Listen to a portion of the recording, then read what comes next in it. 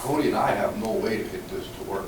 If she can handle the budgeting and that aspect and tell us what needs to be done and how to do it, we'll get it done with a smile on our face. So, we'll still, since so the park is actually, comes from a levy from the general fund, and we just transfer money from the general fund to the park, and that goes countywide, so any property in the entire county pays that levy. Whereas the weed levy, that's only levied to everybody outside the city of Mandan. The city of Mandan has their own weed board, so they don't pay that. So it's two different levies we're talking about. So they'd have to keep track on their timesheet, those people that have dual roles, or if that'd be everybody, probably not everybody, maybe. If they do any, they have to track on their timesheet whether they're doing stuff for the weed or the park, because then when payroll is done, it would come out of the appropriate fund. And all the expenses would just have to be, tracked. There's probably not there's not that much stuff that's outside of salaries and benefits, really, and then, park maintenance and your chemicals. So they're pretty split already, so we would just have to keep coding things like they are today to come out of the appropriate budgets. And that's not a big deal.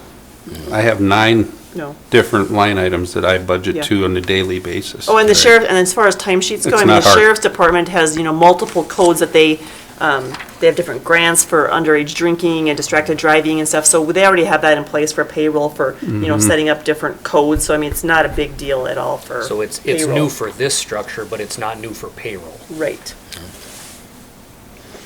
So what's the percentage? You have an idea? Is it 70-30 or no idea? As far as payroll, yeah, I have no Yeah. idea what. Okay, see how it shakes out the first year. Yeah. I think the advantage, though, provided Cody does come into that position, the advantage is that Cody knows the responsibilities. And in a supervisory role, be able to administer those responsibilities to whomever that next employee would be. So I think in that part, the ease with the other boards might be lessened just because of the institutional knowledge that's in place. Okay, as far as the payroll, yeah, when I was with the state, I maintained 13 different funding sources, so, that's just paperwork, so that's just all adhering to, screwed up one time, you're gonna find out.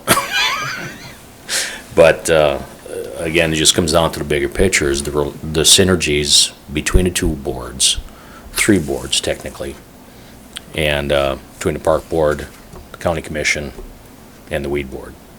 And you can add the water board to it. Oh, sure, and the water board, definitely. To a degree. Yep.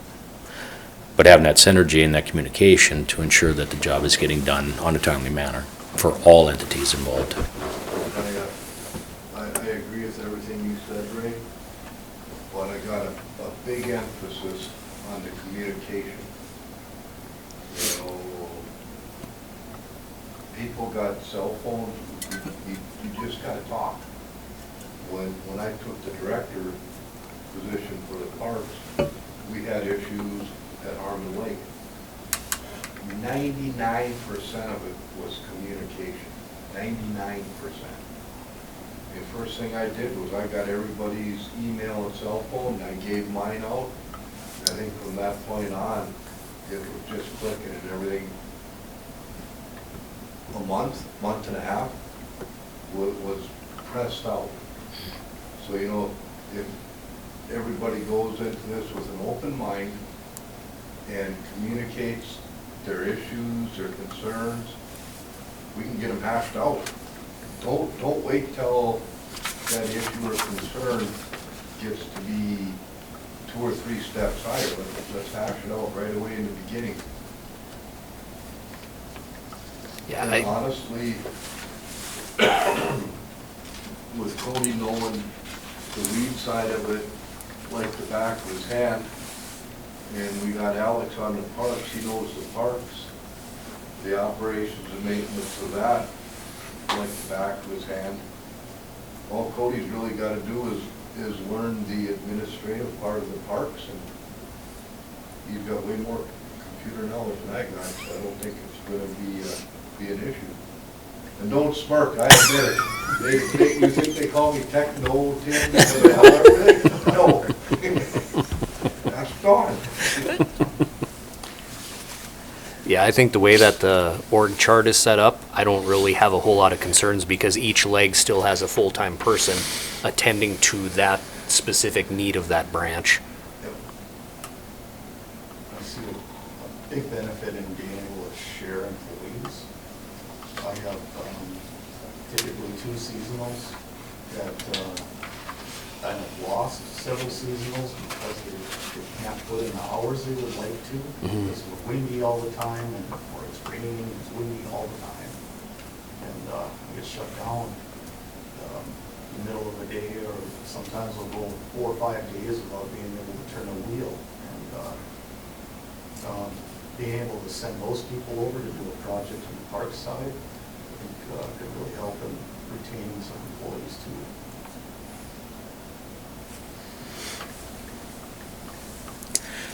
Mr. Chair, I got another question for, I'll just target on Cody. So obviously, we're identifying the pros with this. What do you see as cons? Challenges, setbacks, what do you see?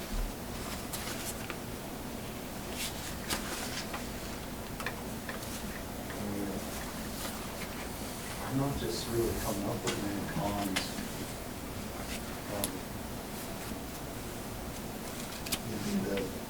The same cons that I deal with now is seasonal employees are gonna do seasonal employee things, not come to work on time. But all the cons that I could see are just already happening. Just a little bit larger scale, I guess. You know, Ray, if I could, the only con when I was thinking about this that I could come up with, but it ends up not being an issue because of the employees we have, would be if you had the perfect storm where you had a beautifully calm day, so you need to be spraying, but yet the parks need to be mowed. Because then you really got to kind of lean it towards the spraying, because you get by far less windless days than you do mowing days. Yep. But the thing is, the way our campground hosts operate now, that's alleviated that issue because, you know, our hosts are mowing. So you're really not going to run into that as much as you probably would if we wouldn't have hosts that are capable of mowing. But otherwise, that was the only thing I could think of, is that there might be a day where you do have a couple things where the public might be mad if the grass was a little tall, but you got to spray because it's calm. But, you know, on our 2 parks, we've got people down there that mow, so.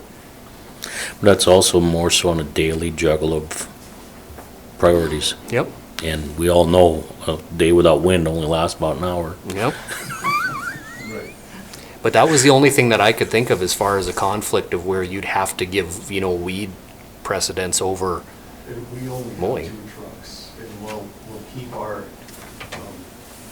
employees that are dedicated to that, doing that when they can, and then there'll still be parks, seasonals, dedicated to the mowing and all that, but I'm just saying that those 2 people that are normally spraying and can't and want some hours doing something else is probably something they can go do on the park side. And vice versa. And even there, for the extra administrative load that you would be under, you know, with grant writing and stuff like that, most of that happens in the off season, where, you know, there's nothing, like you wouldn't be having to go out and hop on a mower or cover for spraying, Right. you know, because generally the grants get written when that stuff isn't actively happening. So like I say, the stuff that I was going back and forth in my head, there really wasn't anything I could think of where I'm like, this is a red flag. I spent a lot of time thinking about a con, and honestly, I can't think of a one. But to help you sleep at night, Ray, if we all go into this with an open mind and good communications, when something comes up, we'll have the right people with Cody, with Alex, with Dawn, with Wendy. We'll have the right people that have the experience, have the knowledge to work through it. I just can't see anything coming up that could not possibly work through. So with that, let me ask then, to piggyback on, well, let's ask the board Ray's question. Does anybody have any concerns, or can anybody think of a con about this situation? I see all positives. The one thing that I came up with, be on the mic here, you have two boards and tied into a third one a little bit with the water board, they get some use there, but when one board, we all agree now, boards change, and then all of a sudden, one board really isn't liking, let's just say it's Cody that gets that position. Weed board still loves him. Park board's going, we got problems. And now you're, got one, how do you take care of that? But to me, it goes back to Tim's talking about things, working with Don. You can always go back to having two. We can, I mean, we were tasked in this last election to save money, and this is one way we can save some money, and I think it can be very workable. I don't see any cons per se. I mean, there's things that can change over time, but nothing at this point that really is an issue. Or at least says that we shouldn't try it. Exactly. So, that was the only thing I had to come up in my mind, or that's I had talked about, so. Yep. If there ever is a time that I think this isn't working and the board has a problem Mhm. with me personally, I would have no Yep. quorum stepping down from one side or the other. That I don't see that. Yeah. So, like I said, that wasn't a con so much as just something that you never know. It's an evaluation. Yep, it's in the evaluation side of it, and you go Yep. from there and you see what happens. And I would agree, as I said earlier, is that on the surface, this looks very, very malleable, very doable. Efficiencies, synergies, sharing responsibilities, because they do tie in with each other. So it's an opportunity to streamline, a little bit, streamline county government. And Parks has grown some, but they used to be half-time. Yeah. They used to be. Yep. And the advantage, again, is that, again, assuming Cody comes into the position, is that institutional knowledge and the existing relationship with the boards. And I have also a close relationship with the highway department, and Tim does too. I work for them in the winter. They're all friends, and we work well together, and we kind of need to borrow equipment. If we're stuck out there, I call them to come rescue us. It's all kind of, like, it's synergetic relationship.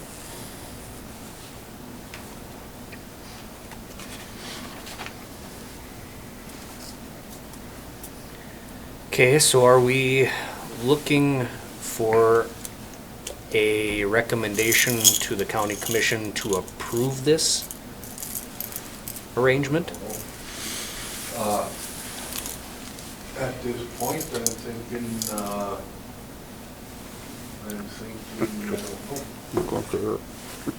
I think without dialogue with the numbers weed board, have to Mr. work. Chair, I think we probably want to have that one also. To know what their sentiment is, and collectively make recommendation to the commission.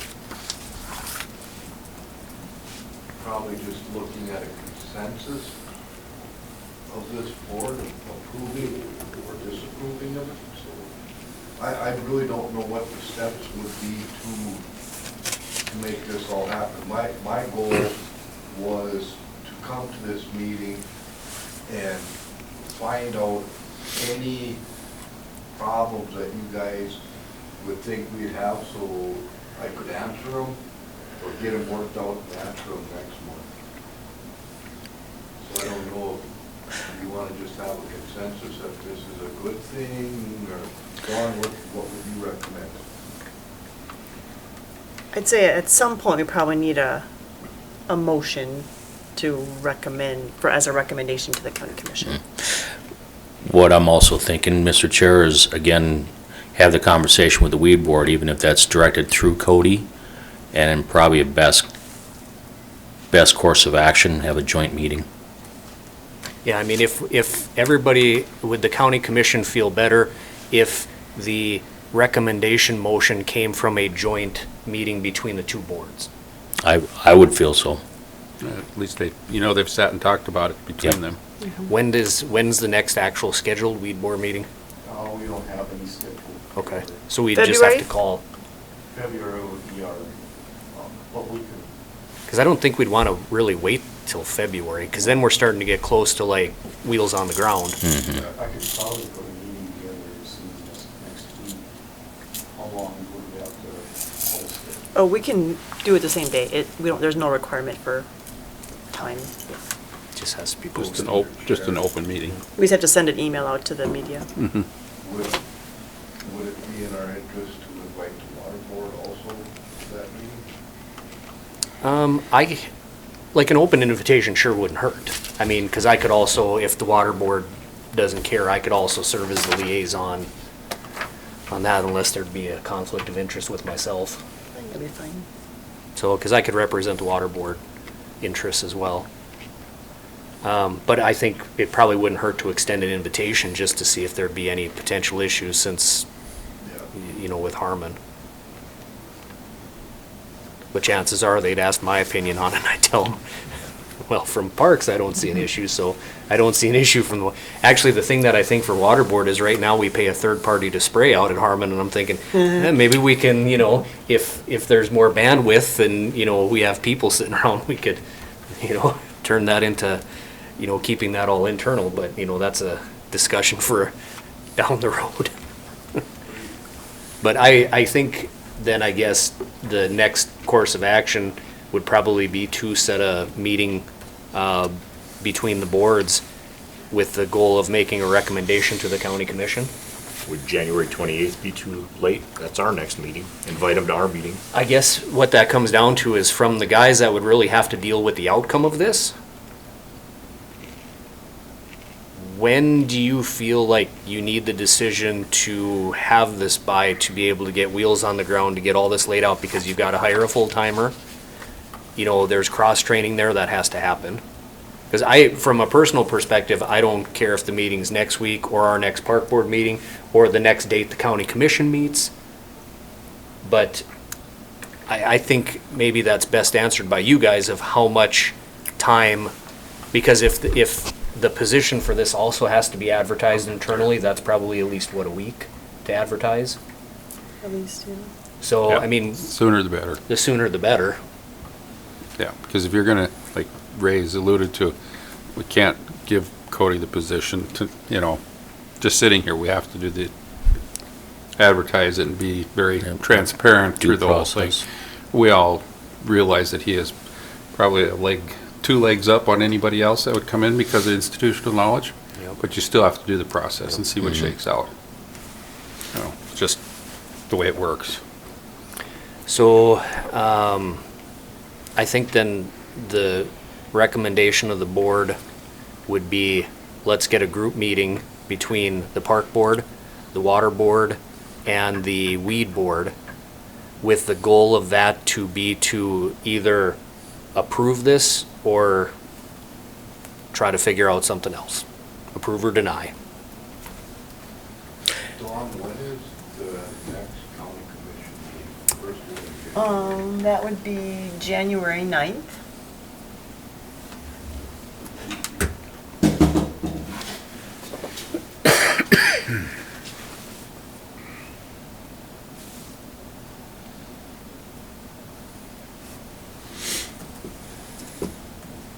How does that sound? That, does that work out? Is that a Tuesday or a That's a Thursday? Tuesday. The Thursday wouldn't work the best for me, but I can make it work. Well, you want to have a joint meeting on the same day as the commission meeting, you won't take anything to the commission that night. Yeah. It would be the following one then. Okay. I mean, just if you're to have a meeting at 4, or say even at 9 o'clock in the morning and then get on the agenda and have it, that's pushing it a little much. I'd rather have a couple days that it shows up on our agenda, that we can look through everything Yeah. comments. So essentially, if you want to target it for approval at that January 9th meeting, the meeting better be on a Tuesday or something. Yeah, by Tuesday or earlier. 7th or earlier. I would like to get this ball rolling Oh. as fast as we can. Well, if we gotta open interviews, yeah. Yep. I think so. If we can get this approved at the meeting on the 9th, then maybe we could get it all wrapped up, locked up by the meeting of the 28th. I think that's realistic. Yeah, it's pretty tight, but that's definitely doable. Because again, the HR can't do anything until after the commission's approved. Right. And also just a note that between those three bodies, you're gonna have 4 independent commissioners.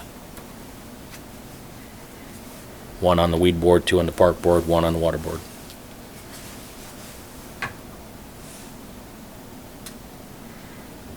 Meaning you'll have an idea where sentiment would be. It's long before you get to the commission. Yep.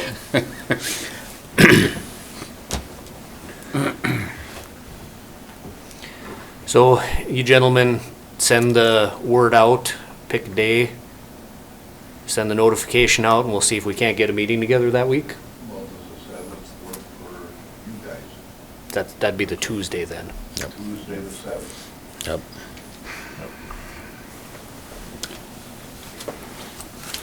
I never know till within a day or two. 4 o'clock. Right, I understand Yeah. that. Do we want to go at the 4 o'clock time frame, or how do you guys want to run the time? Works for me. 4 works better than earlier. Okay. Ray? Yeah, that'd be fine. That works with the other bodies as well.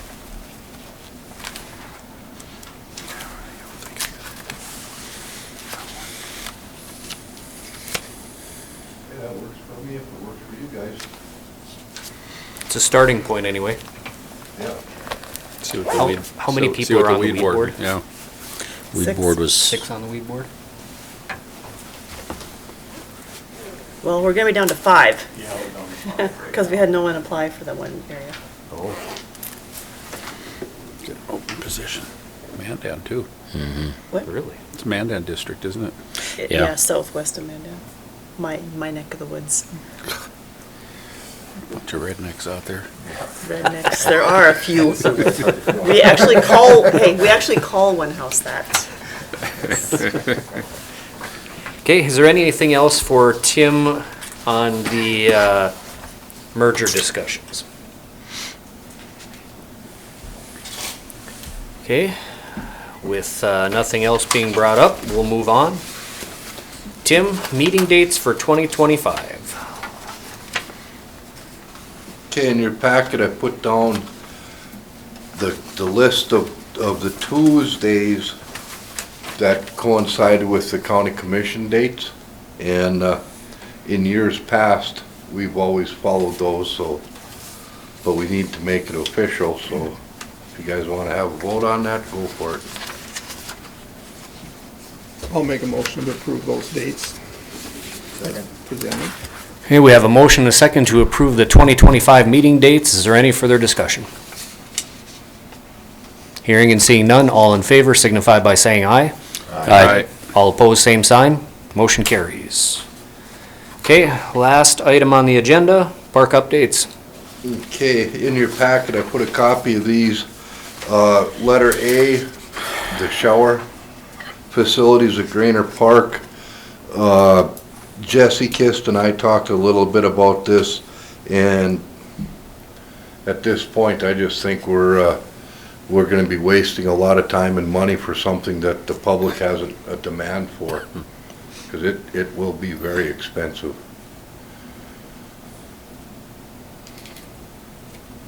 And then, any questions on that one?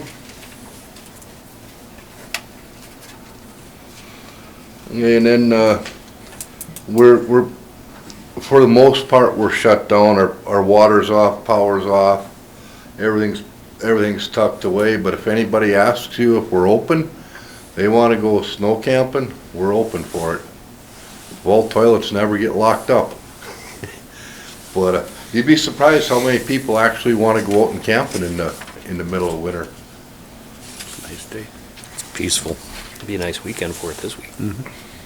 Not next week. No, not next. Alex is busy working on our equipment, getting that all ready to roll in the springtime. Right after he gets done with the equipment, he'll tackle picnic tables and that sort of thing. And I'm just kind of working on end-of-year reports and looking to get a reimbursement form into the state parks. I thought I'd have it done today, but Alex has a lot of vacation time, so he is on vacation till the end of the year, so I made a garbage run today. Okay, and then the last thing, you guys got to look at these numbers 2 months in a row now. We didn't have any paying campers since November, so I didn't change any numbers. And with that, that's all I got, unless you guys got any questions, comments, complaints, concerns. Do you by chance have those numbers handy from that traffic counter up at Harmon? Ooh, I do not, I have them upstairs, but I do not have them with me. Because it was what, like somewhere between 15 and 16,000 vehicles over the summer? Wasn't that what it was? Maybe I still have it in a text message. Yeah, you should. Yeah, I want to say it was probably double that, Jamie. Is that it was like accounting for, is that vehicle count or is that axle count? It's axle count, and I broke that down Okay. to, 4 axles okay, so per. you got your total axles. Then I went through the campers. Average campers got two axles on the camper, so you got to divide by, -4. Right. I did all the math, got right down to it, and what we were basically looking for, our camper numbers, we got the dollars to show for that, but the number of people using the beach, fishing, hiking, that was the number I was really curious Yeah, about. it looks like it was around 15, on the north side of 15,000 cars. Yeah, So the number itself on the counter was higher, but when calculated down, to vehicle, yeah, it was over 15,000 cars for the summer. A lot pretty of traffic. impressive. When you really think about it. I think if you look in your texts, I left my phone upstairs because I forget to turn it off. Wade figured it out per day, and it was a silly number. So yeah, Harmon gets used a lot more than what I even thought, and I knew it got used heavy. Yeah. A lot of day use. A lot of day use. A lot of day use. Yep, which is good. Yeah, that's what we got them for. That's what we got them for. And probably just sightseers too. I mean, Grainer Park, for example, all day long on the weekends, there's traffic just driving through, and they come down and make a loop and leave. Just sightseers. Well, and even those nights this fall, when they were forecasting the Aurora Borealis, you'd be surprised Oh, how yeah. many people Yeah. called. Yeah. Can we go out and look out at Harmon? Sure. Absolutely, go for it. One thing I'll just mention while we're on park updates in Harmon, so the water board voted last summer we were approached by a company called Sunflow. They primarily deal with water treatment for like sewage lagoons, stock ponds and that, but they're very confident that their equipment can make a noticeable improvement in the water quality at Harmon to keep us out of blue-green algae. So we are entering a trial purchase with them for equipment. The equipment should be staged out there right now. It'll be put in the spring, but they mapped the lake out to find where all the sludge and everything collects in there, and that tells them where to place these. It's kind of like an aerator, but not really, because it actually moves water through a column and circulate. It doesn't just stir up what's there, it actually sucks it up and rotates it. And so those will be in next summer, and basically our goal for them to prove to us that it works is that it keeps us out of the advisory criteria. But that'll be going in next summer, and that was the water board's goal with this, is to keep the lake usable for recreation all summer, to stay out of blue-green advisory and or warnings. So that will be going in when the ice is off next summer. Good to hear. We figured based on the amount of questions we get asked about water quality, like probably the most popular question I get asked on social media, I manage the Harmon Facebook page, is it safe to swim? Is it, and there's been such more of a,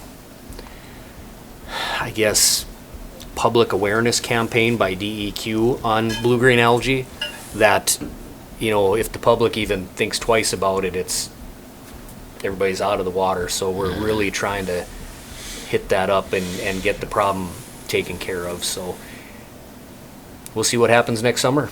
This summer we stayed out of advisory, didn't we? Yes,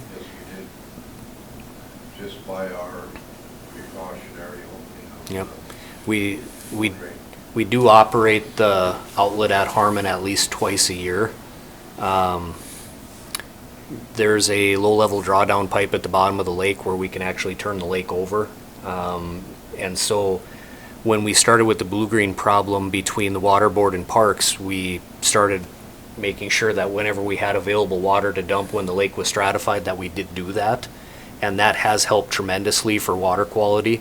But this, knowing how the DEQ takes their samples, it's probably not necessarily a fair way to sample, because from the shore they look for the worst possible spot and then that's where they take their samples. So it may or may not be representative of the water quality in the entire lake or even at the beach, because it just depends on where they decide to take the sample from. So we're just hoping, like I said, that this keeps us out of blue-green problems. But we did good this summer. Yep. And we'll look at next spring again to see what the water level's like in the spring. If we have ability to drop some water out of the lake, we will. We typically drop the lake about 2 foot in the fall. Mhm. That sucks all that stagnant water off the bottom. And then as soon as we figure we got enough water coming in to fill it up, we're dumping as much as we can and keeping it full. And the spring opening really kind of depends on snow melt. But and again, this comes down to why it comes to communication. There's a really good working relationship between the parks and the water board on keeping that operated too. I mean, a lot of times, was it year before last that we were dragging stuff out to the lake to get the thing unfrozen to get it open? And Yep. But just for information, that first year we opened that low water drawdown in the fall, if you guys look at Don's mug, that's almost the color that was coming out of the bottom of the lake. And it was so strong, I'm thinking Kenny could smell it at his house.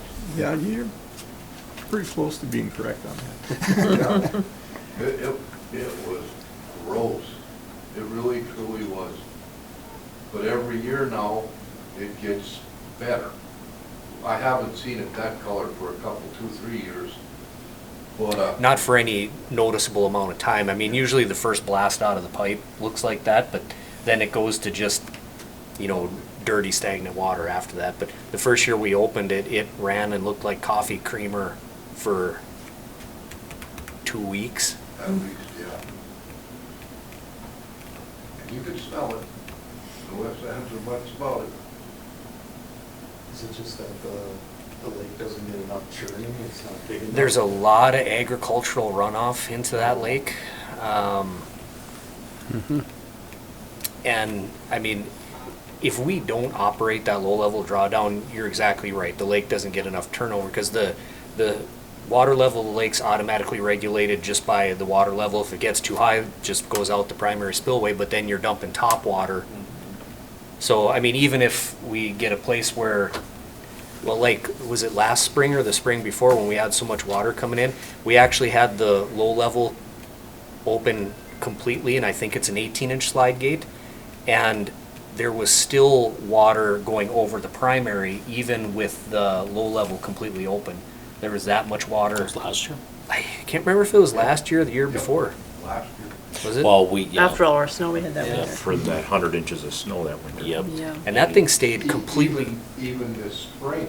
yeah, there was more this spring than I thought we were gonna have. Because it was a wet fall and a wet spring Yep. on top of the melt. And a lot of times in the spring, that thing's open for like a month. You know, completely wide open, letting it blast out the pipe. And at that point, we actually close the rec area off because we end up doing that sometimes before the ice is off. And, you know, you create an unsafe condition when you're dumping water underneath the sheet of ice, so we'll chain off the rec area, you know, to keep it closed, so people aren't wandering out on the ice with, you know, a foot air gap underneath it.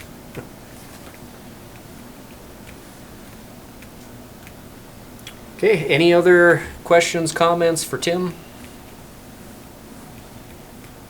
If not, motion to adjourn? So moved. Second? Do it. Sure, second. We'll stand adjourned.